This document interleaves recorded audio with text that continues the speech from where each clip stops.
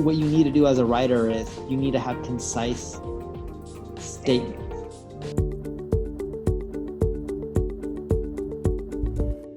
Before we get started, make sure you subscribe to this channel, and if you're on YouTube, click the alert notification. Now, the first thing you list is Google Analytics. Now, can you tell us why this is so important for writers to understand, as well as marketers and the companies? Sure. So if you're a writer, you're writing to either draw more attention in and eventually convert those eyeballs and that attention into leads, customers, right? Google Analytics tells you what content they like, what they don't, what's causing them to bounce. Won't explicitly tell you what's causing them to bounce, but you can make some educational based guess based on the data that they're providing. It'll also tell you the type of content that converts the best, the type of content that doesn't. So that way, when you're writing, you can write with the end goal in mind, which is eventually you want to have a conversion, whether that's someone buying right then and there or turning into a lead. And it'll provide you that data. If you continually write and you write blindly and you write based off what people tell you is amazing or your friends do, that's all great and fine and dandy, but that doesn't necessarily mean that what you're writing is going to convert into revenue. Well, that does tie into the next topic, which is content strategy. You know, obviously this is becoming a much more increasingly important skill to have. What are your thoughts on that, and where do you see the industry right now as far as content strategy goes, and again, the opportunity for writers? Sure. So there's over 1 billion blogs on the internet. That's roughly 1 for every 7 people. Wow. It's a lot of blogs. The amount of content that's being pushed out each day is so overwhelming. We don't really need much more content. Everyone's regurgitating the same information. If you don't have a strategy, how are you going to be different? How are you going to stand out? How are you going to convert people? What topics are you going to cover that solve the pain points of your customers? If you don't have a strategy in place and a plan of action, then all you're going to be doing is producing content that doesn't really do anything at the end of the day. Even if you think that this is better based off of analytics data, but you don't have a strategy on how you're going to attack that and how you're going to go forward, then you're just wasting your time and energy. So what are some end goals of strategy?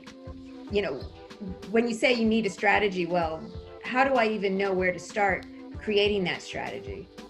So the first step in the strategy is attracting the eyeballs. And what you would want to do is see what's in your space that's popular.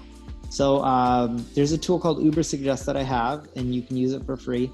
You can type in a keyword or a phrase and click on, when you're in Ubersuggest, you want to go to the content ideas report.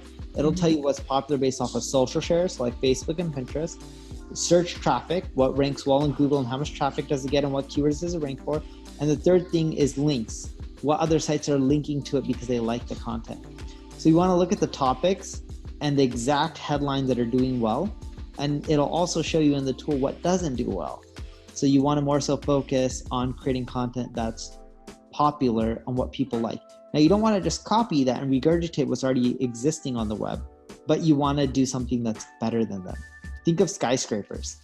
In the United States, we may have the Empire State Building. Then you may have someone in Dubai who's like, we're going to create the Burj Khalifa, I think is what it's called. And it's going to be even taller. It's going to be double the height. I'm making it up. And you're going to have someone in China saying, we're going to do triple the height. We're going to have our buildings go into the clouds.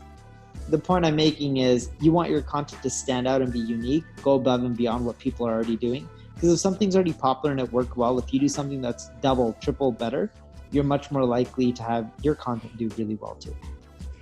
And I think it's also important that writers and marketers even step back further. And what is the end goal? Is it just to get, is it the end goal actually sales?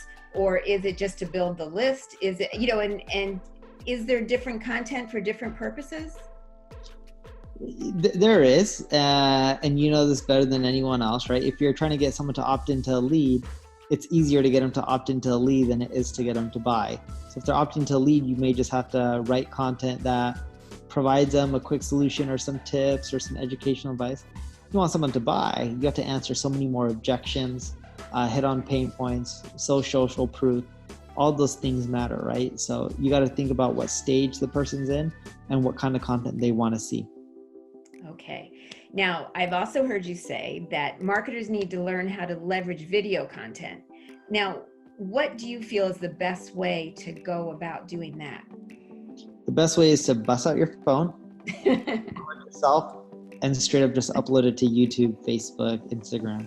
Now, ones could say, hey, how do I optimize it for SEO and get the most traffic? Don't worry about that at the beginning. Worry about just connecting with people from a visual aspect, because nowadays everyone is watching content. YouTube is so popular, and even Facebook is, Instagram is, they all have video. Even LinkedIn has video. Right. If you can leverage video, you can build a deeper connection with people. That connection also builds trust, and that's what helps people convert into customers as well.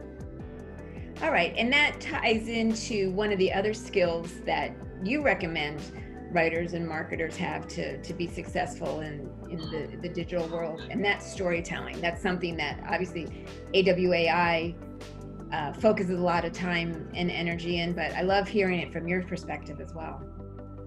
Storytelling is amazing. If you don't do storytelling, I don't know how you bring people through the ups and the downs. People need that emotional roller coaster, just like they see in reality TV, and that's what really hooks them. And storytelling has been, that 1,000-year-old marketing tactic that still works today. Let's talk about email. I spoke with Ryan Deiss recently, and he believes email is making a renaissance, and that it's what the cool kids are doing is what he said now. So, how does email writing tie into your strategies, as even taking it to funnels and upsells and downsells and all the pieces that the emails work with? Yeah, so what we found is with emails, the quicker you sell them, the more likely they are to convert. Maybe that's just us. We don't find it that if they've on your list for a year, they're more likely to convert. It's just like they're more likely to unsubscribe by then, so try to get them as quick as possible. But the key with emails is how can you make them custom to whatever phase they are in the journey. And there's marketing automation these days. So if someone viewed something but didn't buy it, you would send them a different email compared to if they're just reading some educational piece. And the key is just helping them based on where they are in their journey. And if you can have customized emails for every step of the way, you're much more likely to convert. So in your opinion, what's changing? What are the big changes that we're seeing in 2020?